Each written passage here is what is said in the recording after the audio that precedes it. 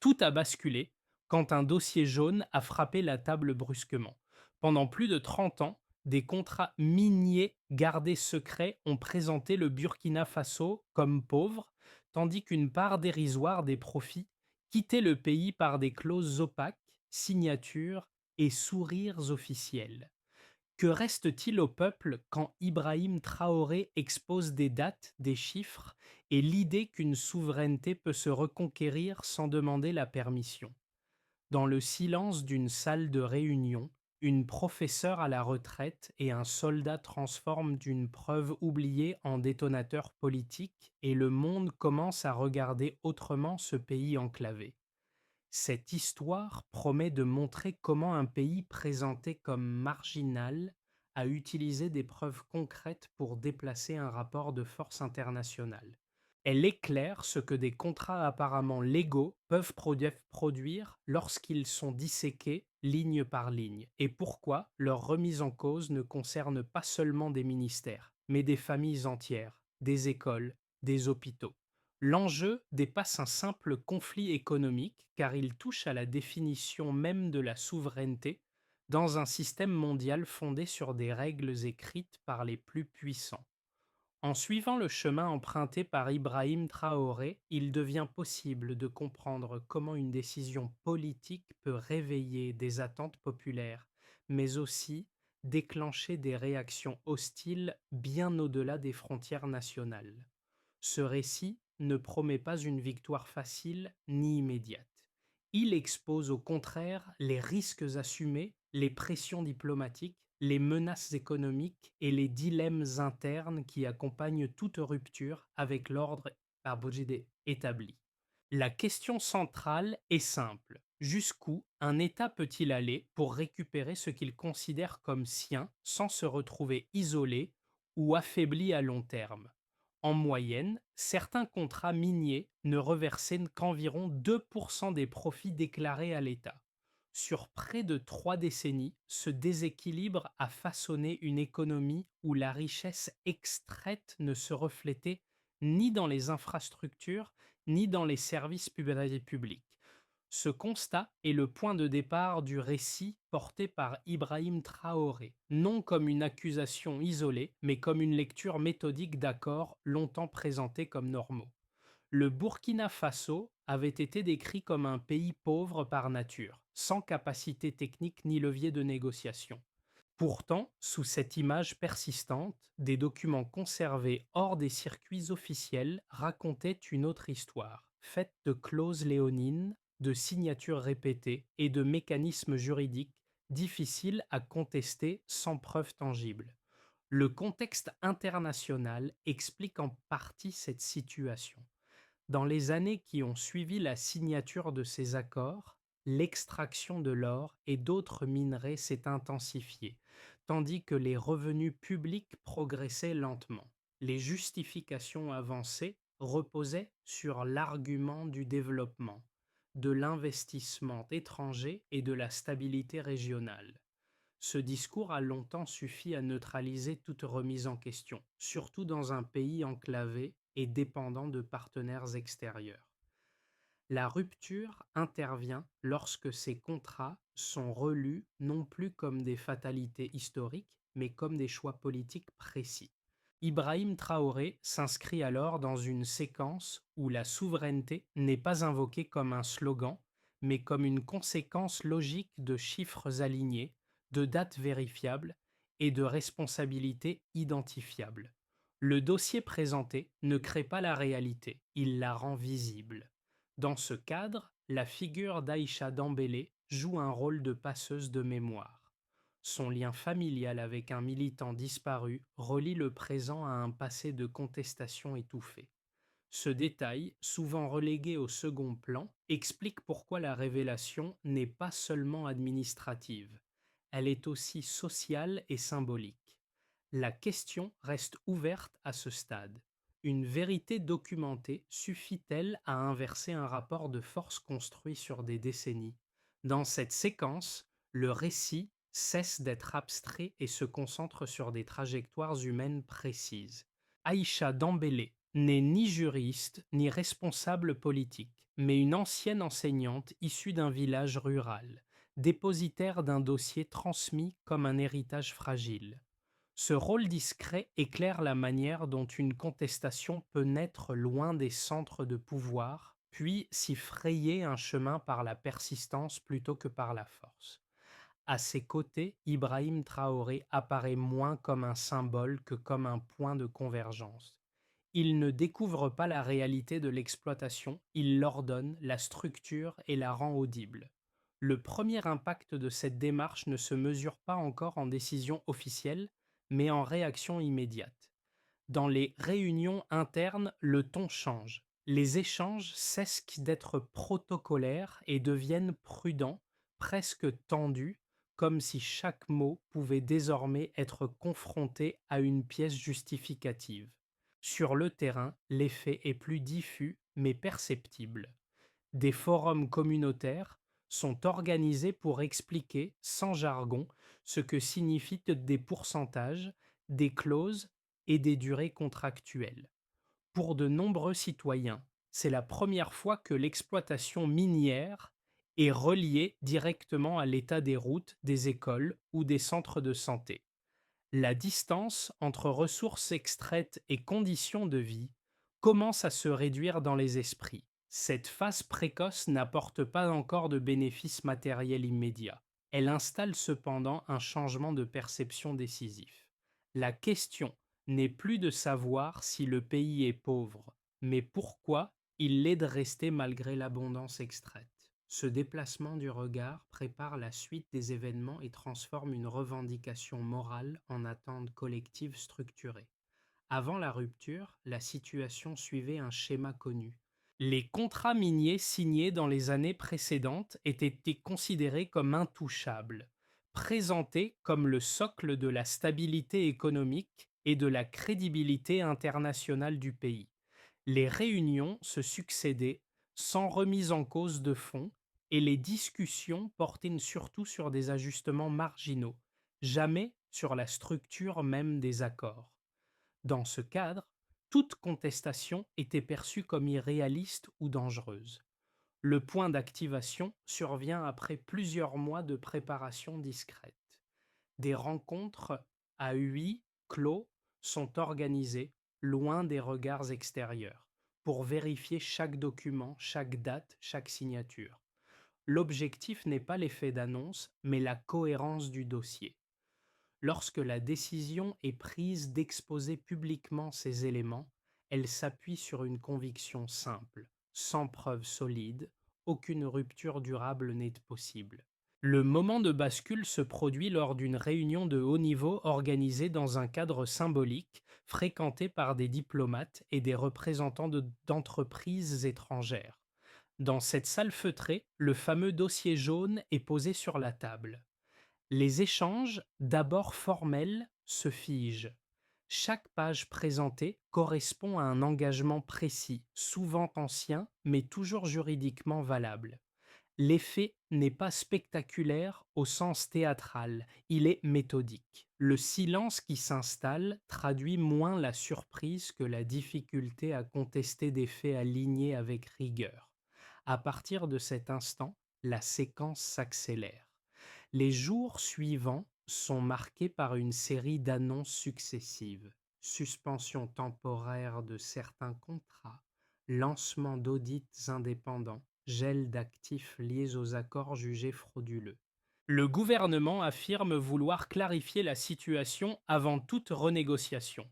Pour la première fois, les entreprises concernées doivent répondre publiquement à des accusations étayées par des documents précis. La phase de résonance ne tarde pas.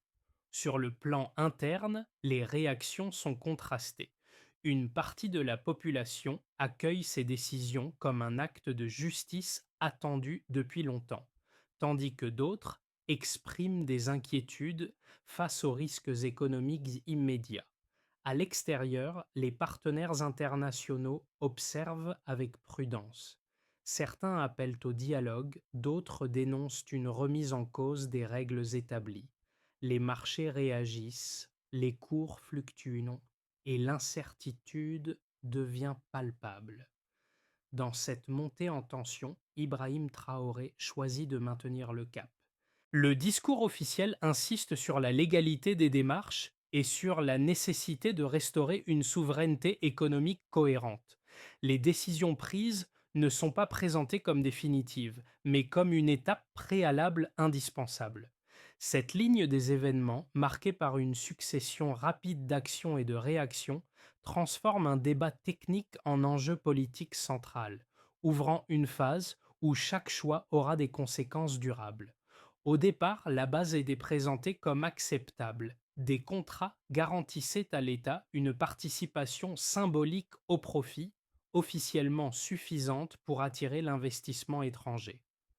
Après réévaluation, l'écart apparaît clairement car ces mêmes accords ont produit des transferts massifs de valeur sans retour proportionnel pour l'économie nationale. Le premier indicateur mis en avant concerne les redevances, fixées en moyenne à 2% des profits déclarés. Ce taux, isolé, peut sembler technique, mais son sens devient concret lorsqu'il est comparé aux coûts assumés par le pays, notamment l'entretien des infrastructures, la gestion environnementale et les dépenses sociales liées aux zones d'extraction. En d'autres termes, la richesse générée localement finissait majoritairement ailleurs, tandis que les charges restèrent sur place. Le deuxième élément chiffré porte sur la durée. Ces contrats, signés dans les années 1990, ont été maintenus pendant près de 30 ans sans renégociation substantielle. Cette continuité explique pourquoi les effets cumulatifs sont déterminants. Sur une période aussi longue, même un déséquilibre limité devient structurel. L'économie nationale s'est organisée autour de revenus miniers faibles, créant une dépendance paradoxale à des accords censés favoriser le développement. Le troisième chiffre, le plus frappant, concerne les pertes estimées. Les premières évaluations issues du dossier évoquent un manque à gagner d'au moins 50 milliards de dollars sur l'ensemble de la période considérée. Ce montant ne se réduit pas à une abstraction macroéconomique. Il correspond à des investissements non réalisés, à des services publics sous-financés et à une accumulation de retards sociaux. Chaque dollar manquant représente une décision collective reportée ou abandonnée. Ces données ne sont pas présentées comme des vérités définitives, mais comme des points d'appui pour un audit approfondi. Ibrahim Traoré insiste sur la nécessité de distinguer les profits déclarés des profits réels en tenant compte des mécanismes de sous-évaluation et de transfert. Cette précision méthodologique est centrale car elle permet de déplacer le débat d'une opposition idéologique vers une discussion vérifiable. L'effet de ces preuves est double. Sur le plan interne, elles rendent visibles des liens longtemps perçus comme flous entre extraction minière et conditions de vie. Sur le plan externe, elles obligent les partenaires à répondre sur le terrain des chiffres plutôt que sur celui des intentions. La stratégie repose sur un principe simple. Lorsqu'un écart est mesuré et documenté, il cesse d'être discutable sur le plan moral et devient une question de responsabilité. À ce stade, une interrogation persiste. La mise à nu de ces écarts suffit-elle à justifier une refonte complète des relations économiques ou ouvre-t-elle un conflit prolongé dont l'issue reste incertaine?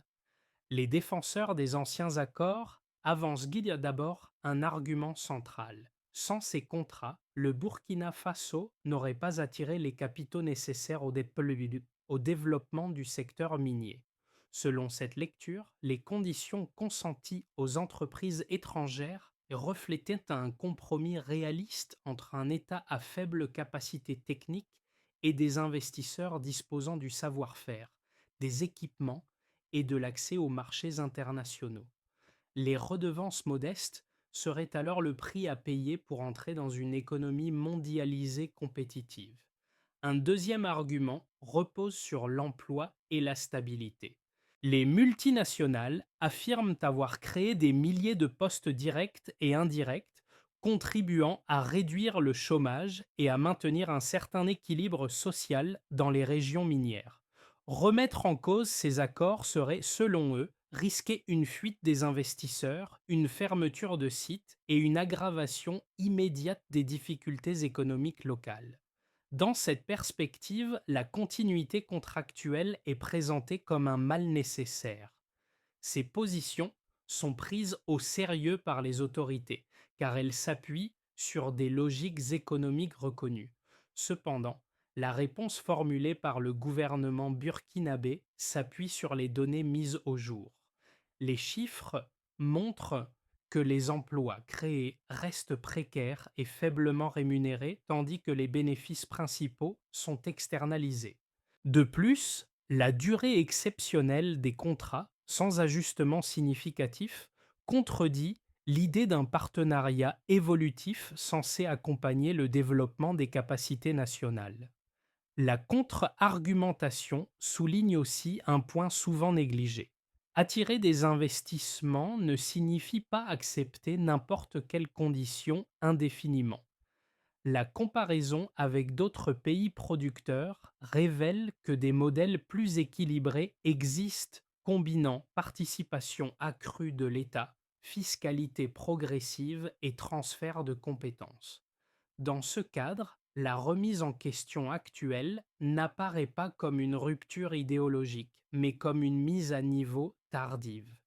Le débat se recentre alors sur une tension fondamentale. Faut-il préserver une stabilité fondée sur des déséquilibres avérés ou accepter une phase d'incertitude pour tenter de corriger ces écarts?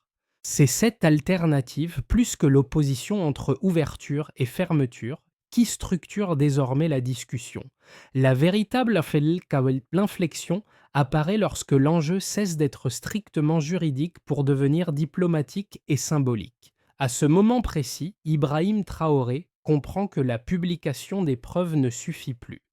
Exposer des contrats frauduleux révèle un passé mais ne garantit pas un avenir différent. Le centre de gravité se déplace alors vers la manière dont cette vérité s'est portée sur la scène internationale. Lors d'une conférence continentale, le discours change de registre.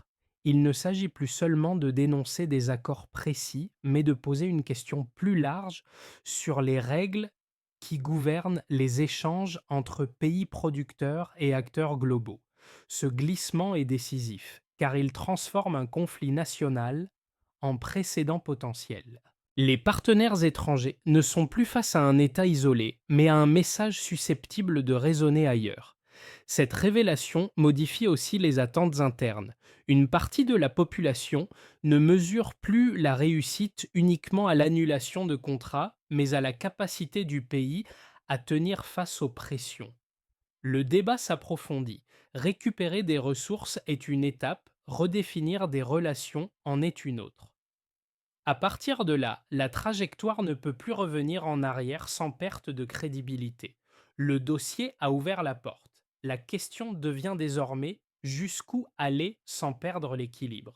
Les effets de cette séquence se manifestent d'abord au niveau de l'État.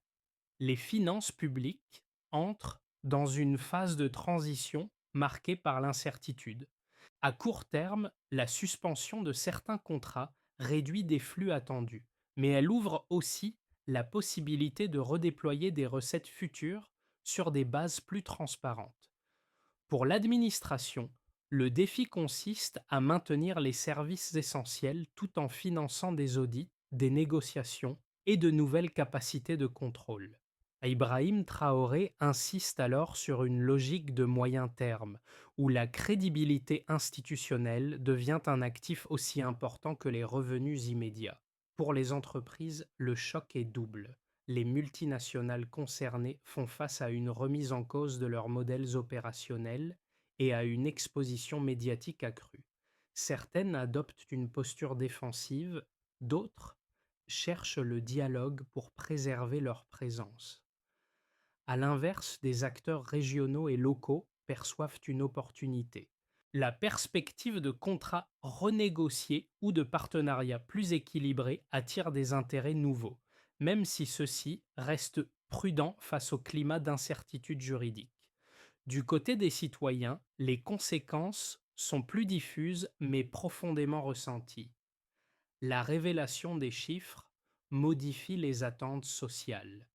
Les discussions publiques relient désormais explicitement les ressources minières à l'éducation, à la santé et aux infrastructures.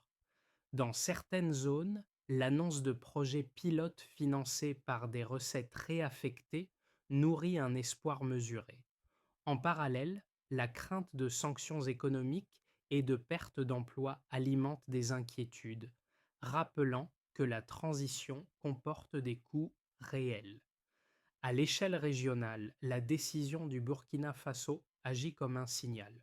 Des pays voisins observent attentivement les réactions internationales et les marges de manœuvre dont dispose le gouvernement.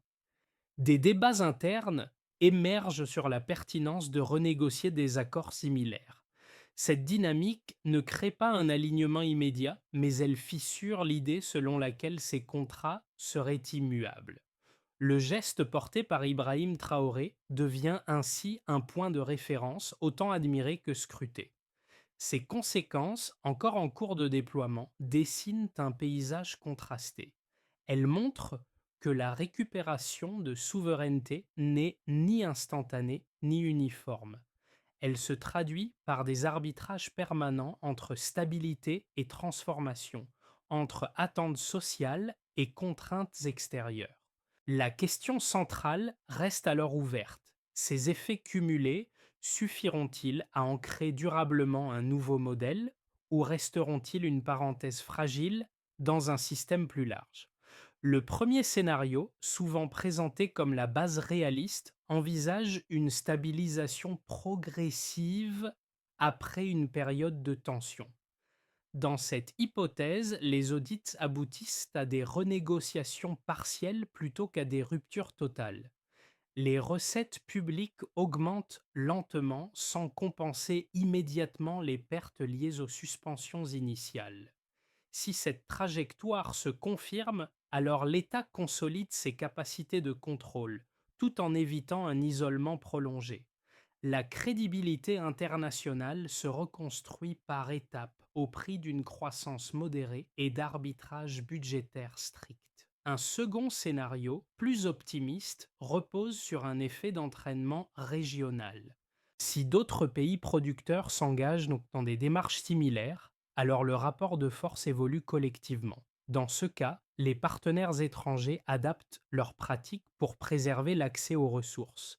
Acceptant des conditions plus équilibrées, les investissements reprennent sous de nouvelles formes, intégrant davantage de transformations locales et de transfert de compétences. Cette dynamique pourrait accélérer la diversification économique et réduire la dépendance aux matières premières brutes, à condition que la gouvernance suive. Le troisième scénario, plus sombre, anticipe une accumulation de pressions externes et internes. Si les sanctions économiques se durcissent et que les alternatives tardent à produire des résultats, alors les finances publiques se fragilisent. Les tensions sociales augmentent, alimentées par l'inflation et la rareté des emplois. Dans ce contexte, la légitimité des réformes est mise à l'épreuve, non sur le principe, mais sur leur capacité à améliorer concrètement les conditions de vie. La transition devient alors politiquement coûteuse. Ces scénarios ne sont pas exclusifs. Ils dessinent des trajectoires possibles, dépendantes de décisions successives et de facteurs externes difficiles à maîtriser. La clé réside moins dans le choix d'un futur idéal que dans la gestion des compromis. Si les attentes sont alignées avec des étapes mesurables, alors l'incertitude peut devenir un levier plutôt qu'un frein. La question demeure, quelle priorité fixer pour traverser cette période sans perdre l'élan initial? Pour de nombreux observateurs extérieurs, cette séquence agit comme un révélateur. Elle montre que les débats sur la souveraineté économique ne sont pas réservés aux cercles gouvernementaux, mais concernent directement des trajectoires individuelles. Les choix opérés aujourd'hui influencent la manière dont des générations entières accéderont à l'éducation, à l'emploi et aux services essentiels. Cette dimension rapproche un dossier technique d'expériences quotidiennes souvent invisibles dans les analyses macroéconomiques. Pour les acteurs économiques locaux, artisans, entrepreneurs ou agriculteurs, l'enjeu est plus immédiat. Une meilleure redistribution des revenus miniers pourrait signifier des infrastructures plus fiables, des coûts logistiques réduits et un environnement d'affaires plus prévisible. À l'inverse, une transition mal maîtrisée pourrait accentuer les pénuries et freiner l'initiative privée. Cette ambivalence nourrit des attentes prudentes mêlées d'espoir et de vigilance. Du point de vue des citoyens, le récit porté par Ibrahim Traoré résonne au-delà des chiffres. Il alimente un sentiment de reconnaissance et de dignité, particulièrement fort dans les régions longtemps marginalisées. Le fait de voir des décisions justifiées par des données accessibles renforce la perception d'une gouvernance plus lisible. Cependant, cette confiance reste conditionnelle. Elle dépend de la capacité à traduire des principes en améliorations tangibles. Enfin, pour un public international, cette histoire pose une question plus large. Jusqu'où les règles du commerce mondial peuvent-elles s'adapter aux revendications de justice économique sans se fracturer? L'exemple observé ici invite à réfléchir aux limites et aux évolutions possibles d'un système souvent présenté comme immuable. La phase suivante repose sur une logique de construction plutôt que de confrontation permanente. La première étape consiste à finaliser des audits indépendants afin d'établir une base commune de faits reconnus à l'intérieur comme à l'extérieur du pays. Sans ce socle, toute renégociation resterait fragile et exposée à des contestations juridiques prolongées. La deuxième étape concerne la renégociation elle-même. L'objectif affiché n'est pas l'exclusion systématique des partenaires étrangers, mais la redéfinition de règles plus équilibrées. Cela implique des redevances progressives, une participation accrue de l'État et des clauses de révision régulières. Ibrahim Traoré insiste sur la nécessité d'inscrire ces ajustements dans des calendriers précis afin d'éviter les promesses sans échéance. La troisième étape porte sur le renforcement des capacités nationales. Former des cadres, investir dans l'expertise technique et améliorer les outils de contrôle deviennent des priorités. Sans ces éléments, même les meilleurs contrats risquent de reproduire des déséquilibres anciens. Cette dimension est moins visible médiatiquement, mais elle conditionne la durabilité des réformes. Une quatrième étape vise la transparence publique.